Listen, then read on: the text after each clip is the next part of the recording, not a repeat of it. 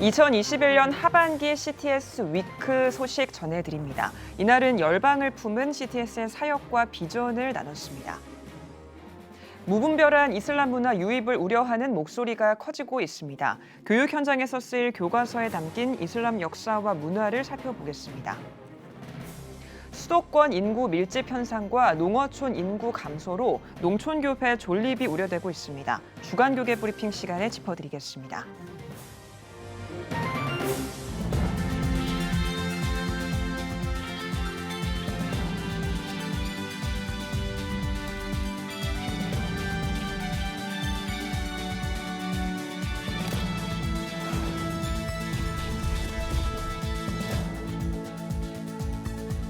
시청자 여러분 안녕하십니까? 10월 28일 CTS 뉴스입니다.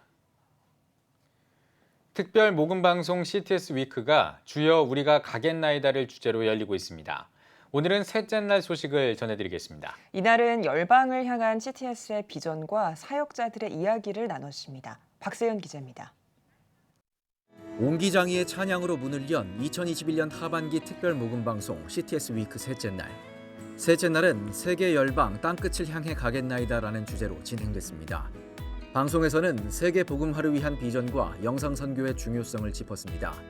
먼저 복음을 위해 삶을 바친 선교사들의 이야기가 소개됐습니다. 미얀마에서 사역하는 최경순 선교사. 최 선교사는 선교에 있어 CTS의 지원이 큰 힘이 됐다고 말했습니다. 마을 유일의 외국인 선교사로서 어려움을 겪었지만 CTS의 후원으로 이겨낼 수 있었다고 전했습니다. 캄보디아의 이기원 선교사도 CTS에 감사를 전했습니다.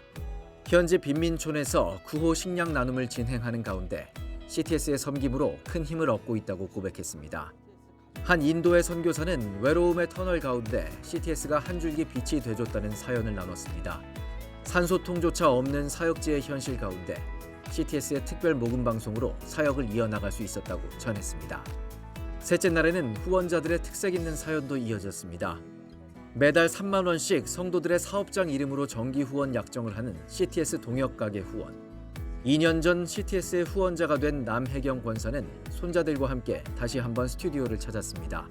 남 권사와 손자들은 CTS가 믿음의 집안으로 자라나는 데 큰 힘이 됐다며 후원에 힘을 보탰습니다. 열방을 향한 이야기가 함께한 CTS 위크 셋째 날.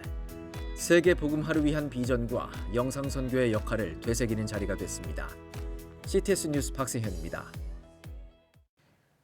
아이들이 학교에서 교육용으로 사용하는 교과서에는 전 세계에 있는 다양한 종교가 나와 있습니다. 그런데 유독 이슬람교를 다루는 부분에서 분량이나 내용이 편향돼 있다는 지적이 있는데요. 다음 세대에게 편향된 정보가 무분별하게 주입될 수 있다며 우려하는 건데요. 이현지 기자가 취재했습니다. 고등학생들이 공부하는 세계사 교과서 중 일부입니다. 이슬람 문화에 대한 페이지가 따로 분류되어 있습니다. 다른 교과서에서도 유사한 항목들을 찾아볼 수 있습니다.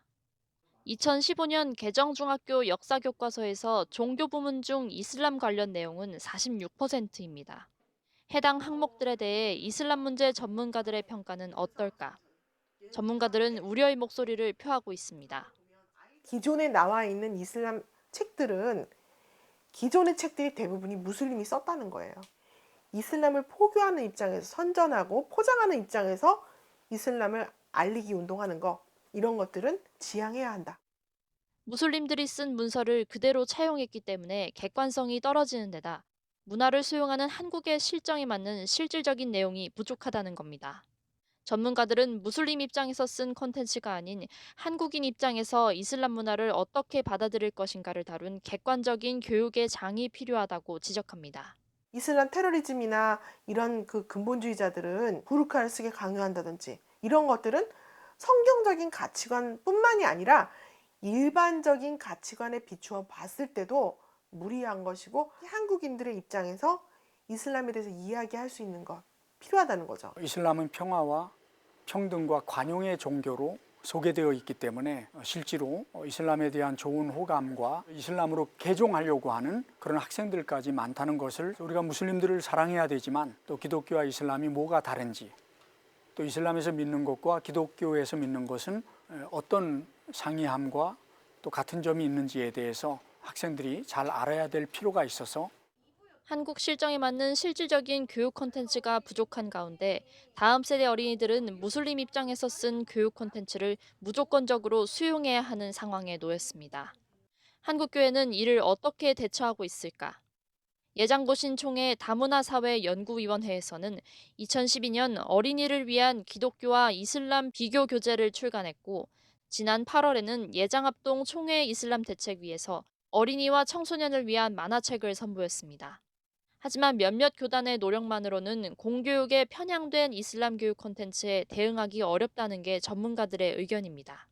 단순히 성경 교육만 시킬 게 아니라 이제는 변증 시대가 됐다고 봐요. 왜냐하면 아이들이 복음을 받아들이기도 전에 이미 혼란한 상황에 있으니까 그런 것들을 컨텐츠를 좀 개발을 해서 했으면 좋겠다. 미래 사회를 짊어질 다음 세대. 이슬람 문화와 가치가 무분별하게 주입되고 있는 가운데 우려의 목소리가 커지고 있습니다. CTS 뉴스 이현지입니다. 한국교회 총연합이 위드 코로나로 완화된 정부의 방역 지침을 환영하는 성명을 발표했습니다. 한교총은 성명에서 한국교회는 다음 달부터 코로나19의 제약에서 벗어나 보다 자유롭게 예배를 드리게 됐다며 교회의 예배와 사회의 일상 회복의 시작을 반기며 앞으로도 방역에 만전을 기할 것이라고 전했습니다. 또 오늘의 결과는 한교총과 한국교회연합, 한국기독교총연합회를 비롯해 예배 회복을 위한 자유시민연대와 전국 17개 광역시도 기독교연합회 등 모두가 노력한 결과라고 강조했습니다. 이어 앞으로도 완전한 예배 회복을 위해 종교시설 세부 방역 지침을 스스로 작성하고 시행하는 일에 최선을 다할 것이라며 마스크를 쓰지 않고 설교하는 방법 등 세밀한 부분까지 제안하고 있다고 덧붙였습니다. 종교개혁 504주년을 맞아 총신대학교 신학대학원 개혁신학연구처가 기념 학술 세미나를 열었습니다. 개혁신학의 현대적 적용과 진전이라는 주제로 열린 이번 세미나는 세계 3대 칼빈주의자로 꼽히는 아브라함 카이퍼와 헤르만 바빙크, 벤자민 워필드의 별세 100주년을 기념하는 자리로 마련됐습니다. 강연에는 총신대 목회신학 전문대학원 박태현, 합동신학대학원 대학교 이승구, 고신대학교 우병훈 교수 등이 발제를 맡았고 총신대 신학대학원 정승원 원장의 사회로 패널 토의를 진행했습니다. 한국기독교 목회자 협의회와 사김과 섬김이 생명 포럼을 개최했습니다. 생명 돌봄을 주제로 열린 포럼은 한국교회의 지난 역사와 지금 우리 삶의 모습이 생태와 환경에 부정적인 영향을 미치는지 살펴보고 상황을 개선하기 위한 긍정적인 역할을 모색하기 위해 마련됐습니다. 포럼에서는 총신대학교 신국원 명예교수와 필름포럼 성현 대표, 실천신학대학원대학교 조성돈 교수 등이 한국교회와 생명 돌봄을 주제로 기조 발제했습니다. 이어 세션을 나누어 발제와 패널 토의 시간을 갖고 생명 돌봄을 위한 기도문을 발표했습니다. 감리교 신학대학교 대학원이 종교개혁 기념 학술 강연회를 온라인으로 개최했습니다. 전환기 시대의 종교개혁과 미래 목회를 주제로 열린 강연회는 코로나 팬데믹에서 단계적 일상 회복으로의 전환기에 있는 한국교회의 미래 목회 사역을 모색하기 위해 마련됐습니다. 강연회에서는 꿈이 있는 교회 하정원 목사와 감신대 김기철 교수가 긍정적인 자기 이해로부터 비롯되는 건강한 죄의식과 온전한 회개 등을 주제로 강연했습니다. 감신대 이후정 총장은 일상으로의 전환을 준비하는 시점에서 이번 강연이 한국교회가 뉴 노멀 시대를 준비하는 데 작은 도전이 되길 바란다고 전했습니다.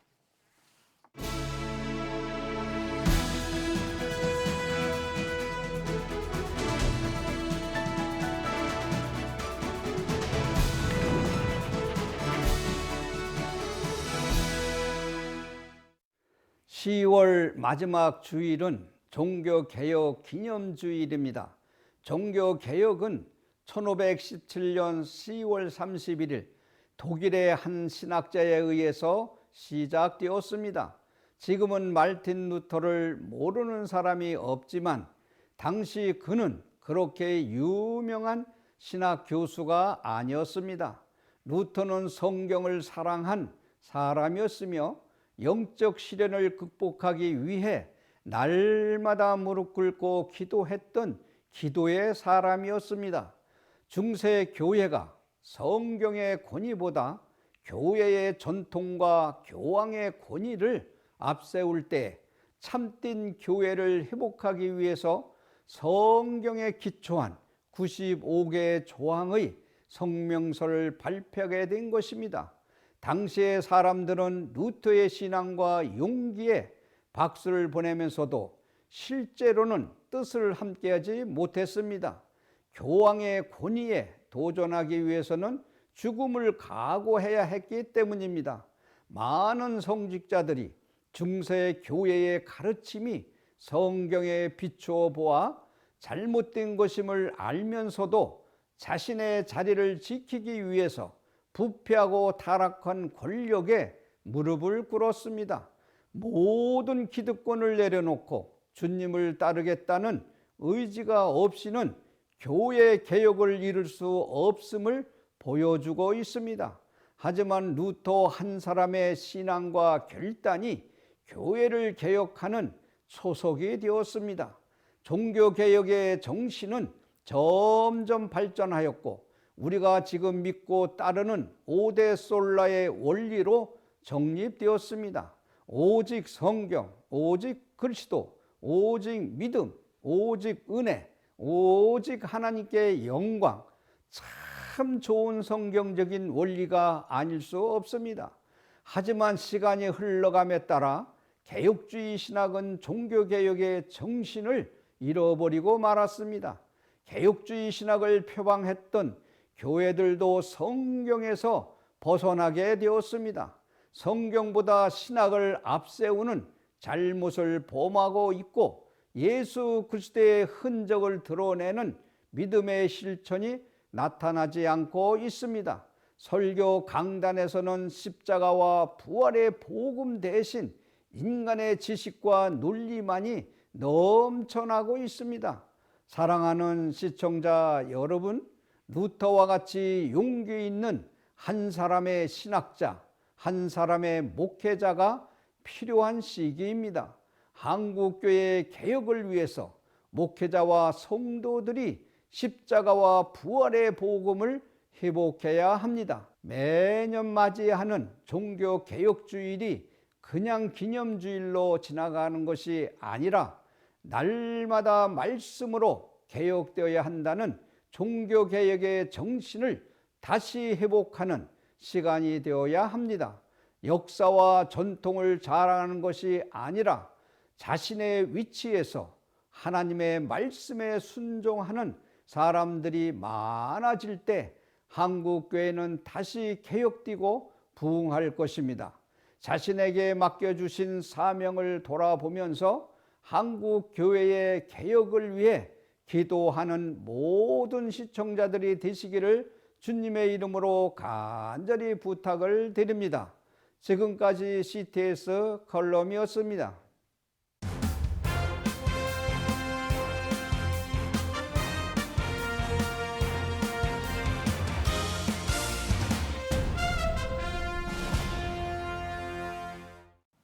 전국 각 지역별 네트워크 뉴스입니다. 대전 성시화 운동본부가 메타버스 시대의 한국교회라는 주제로 제4회 성시화 포럼을 열었습니다. 개회 예배에서 대전 성시화 운동본부 대표회장 김철민 목사는 하나님은 시대마다 존재하는 플랫폼으로 복음을 증거하셨다며 포럼을 통해 통찰력을 얻어서 목회 현장에 풍성한 복음의 역사가 일어나길 바란다고 말했습니다. 다음 세대들은 메타버스에 열광하고 있습니다. 그래서 우리 한국교회가 다음 세대도 붙잡고 또 이러한 그 변혁적인 시기에 우리 한국교회가 어떤 방향을 모색해야 될 것인가, 이러한 고민 속에서 메타버스를 주제로 삼게 되었습니다. 이어진 포럼에선 메타버스 교회학교의 저자 김현철 목사의 강의와 패널 토론이 진행됐습니다. 대한예수교장로회 순천남로회가 더불어민주당 김회재 의원 초청 차별금지법 설명회를 열었습니다. 강사로 나선 더불어민주당 김회재 의원은 포괄적 차별금지법에 대해 국회의원들이 올바른 시각을 가질 수 있도록 교회들이 한마음으로 기도의 뜻을 모아야 한다며 포괄적 차별금지법을 설명했습니다. 이어 참석자들은 이 땅에 올바른 하나님의 나라가 세워질 수 있도록 함께 기도했습니다. 대한예수교장로회 통합총회 여수노회 제49회 정기노회가 여수 성광교회에서 열렸습니다. 개회 예배에서 설교를 전한 전 노회장 김병찬 목사는 예수님의 마음을 헤아리며 함께 기도함으로 교회를 든든히 세워가는 노회원들이 되길 바란다고 전했습니다. 이어 신임 노회장으로 여수 행복한 교회 최종호 목사를 추대했으며 최 신임 노회장은 겸손히 노회원들을 섬기며 최선을 다하겠다고 밝혔습니다. 기독교 농어업인들의 협동조합 생명의 망 잇기가 김제 용산교회에서 저온저장고 기공 감사 예배를 드렸습니다. 생명의 망 잇기 이사장 강성열 목사는 저온저장고는 농수산물의 신선도를 유지하고 판매 활성화를 돕는 귀한 공간이라며 농촌교회를 살리는 저온저장고 지원 사업을 이어가겠다고 말했습니다. 생명의 망 잇기는 농촌교회에서 친환경적으로 재배한 농산물을 온 오프라인으로 판매하는 직거래망을 구축해 농촌교회의 자립을 지원하는 활동을 펼치고 있습니다. 대구에서 매년 연합집회를 열어온 초교파 여평신도회 하나 되게 하소서가 제39회 정기총회를 열었습니다. 이날 신임 회장에는 대구중앙교회 박말숙 권사가, 수석 부회장에는 중림교회 우정자 권사가 각각 선임됐습니다. 회장 박말숙 권사는 인사에서 선대 회장들을 본받아 신임 임원들과 힘을 모아 지역의 부흥을 위해 헌신하겠다고 말했습니다. 교회학교 중부연회 연합회가 주최하는 초중고 성경 골든벨이 열렸습니다.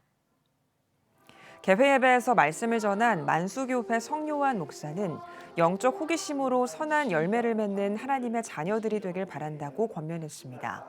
초등부와 중고등부로 나누어 진행된 성경 골든벨에는 예그린교회 허결 학생과 여로물교회 이은호 학생, 매화교회 조은비 학생이 각각 금상을 차지했습니다. 대한예수교장로회 통합 제주노회 제155회 정기노회가 열렸습니다. 일부 개회 예배에서 말씀을 전한 부노회장 권오형 목사는 거룩의 모양을 갖추는 데 그치지 않고 진리 안에서 사도의 삶을 사는 목회자들이 되길 바란다며 긍휼과 자비를 행하는 영성을 갖는 그리스도인이 되자고 당부했습니다. 이어 회무 처리를 통해 신임 제주 노회장으로 조천교회 송정훈 목사를 선출했습니다.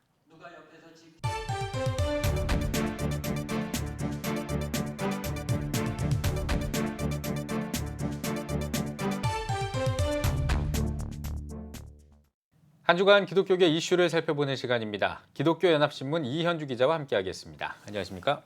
네, 수학의 계절인데요. 이맘때면 농촌교회들이 상당히 바쁠 것 같은데 지역 소멸이 심화하면서 또 어려움을 겪고 있다고 하는데요. 어떤 내용인가요? 네, 지역이 소멸된다는 것 결국 인구가 줄어들고 있다 이런 뜻인데요. 네. 정부는 인구 감소 위기에 대응하기 위해서 지난 18일에 인구 감소 지역 89곳을 지정하기도 했습니다. 전남과 경북이 16곳으로 제일 많았고 강원이 12곳, 경남이 11곳 등인데 공주와 김제, 영천, 영주와 같은 시단위도 인구 감소의 늪에서 벗어나지 못했습니다.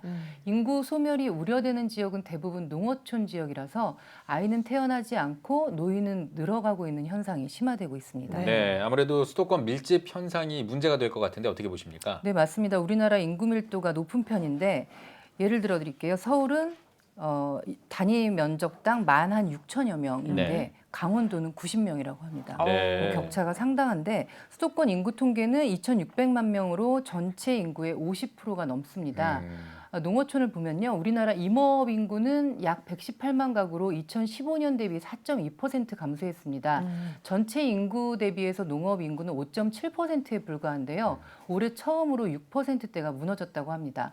고령화는 더 심각한 상황인데 농립어업 가구의 고령 인구는 올해 41.7%로 나타났습니다. 네. 10명 중 4명 이상이 65세 이상이고요. 우리나라 전체 인구에서 고령자가 16%라는 것과 비교하면 농어촌은 노인이 간신히 지키고 있는 안타까운 현실입니다. 청년층의 수도권 거주 비율은 50%가 넘습니다. 서울과 경기 지역뿐 아니라 대도시 중심으로 몰려 있어서 농어촌 공동화 현상은 지속될 전망입니다. 네, 물론 대부분의 교회들이 인구가 많은 도시에 밀집해 있지만 또 이런 상황에서도 농촌을 지키는 교회들도 또 많거든요.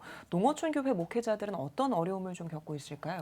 네, 일단 지역 공동체 안에서 교회 중심의 협동조합이나 마을 기업을 운영하는 경우 또 목회자들이 농사를 짓거나 도시 목회자처럼 이중직을 갖는 사례도 많은 것이 현실입니다. 협동조합이나 마을 기업이 잘 운영되면 그나마 다행인데 예전처럼 도농 거래도 활발하지 않아서 농어촌 교회들은 고령 성도들과 함께 여전히 힘겨운 목회를 하고 있다고 봐도 과언이 아니겠습니다. 한 농촌교회 목회자는 하나님의 은혜로 교회를 세웠는데 환경이 안 좋다고 문을 닫을 수도 없다. 교단 차원에서 농어촌 교회를 최우선 선교지로 생각해서 정책과 제도를 마련해주면 좋겠다 이런 제안을 한 적이 있는데요. 인구 소멸, 지역 소멸에 대해서 국가가 나서듯이 교단 차원의 대책도 이제 마련돼야 될 것 같습니다. 네, 지금 말씀해 주신 것처럼 이제 대안이 참 절실할 것 같은데 어떤 좋은 방법들이 좀 나오고 있는지 궁금합니다. 네, 일단 정부가 지정한 인구 감소 89개 지역은 내년부터 매년 1조 원의 지원을 받습니다. 네. 일자리 창출, 청년 인구 유입, 생활 인구 확대 등에 사용이 되는데요. 역시 가장 시급한 해결 과제는 출산 문제라고 생각이 됩니다. 예. 저출산을 극복하기 위한 노력이 교회와 또 정부 차원에서 있어야겠는데요. 각 교단들의 농어촌 정책을 좀 살펴봤습니다. 통합은 귀농 귀촌 상담소를 운영하고 있고요. 운영 매뉴얼도 개발을 하고 있습니다. 예장합동은 농어촌 자활자립 세미나를 계획하고 있고 농어촌 목회자 재교육, 직거래 장터 운영, 미자립교회 재정 지원을 추진할 예정입니다. 네. 예장백석은 농어촌 실태조사를 시작하기로 했는데요. 농어촌 목회자들의 생계 문제, 사례비 여부를 비롯해서 코로나 전후로 예배를 어떻게 드리고 있는지 면밀한 데이터를 낸 후에 구체적인 지원 방안을 모색할 예정입니다. 네. 네, 오늘 소식은 여기까지 듣겠습니다. 이현주 기자 수고하셨습니다.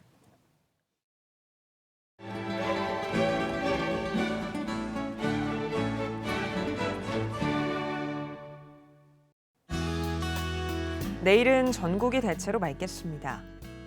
아침 최저 기온은 6도에서 15도, 낮 최고 기온은 16도에서 21도가 되겠습니다. 주간 날씨 해봅니다. 11월 1일은 강원 영동에 비가 오겠습니다.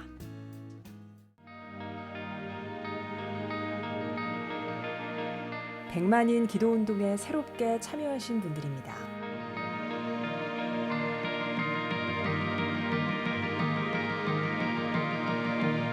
백만인 기도운동을 통해 보내주신 후원금은 국내는 물론 전 세계를 향한 CTS의 영상 선교 사역을 위해 소중하게 쓰이고 있습니다. CTS 뉴스 오늘 순서 여기까지입니다. 시청해주신 여러분 고맙습니다.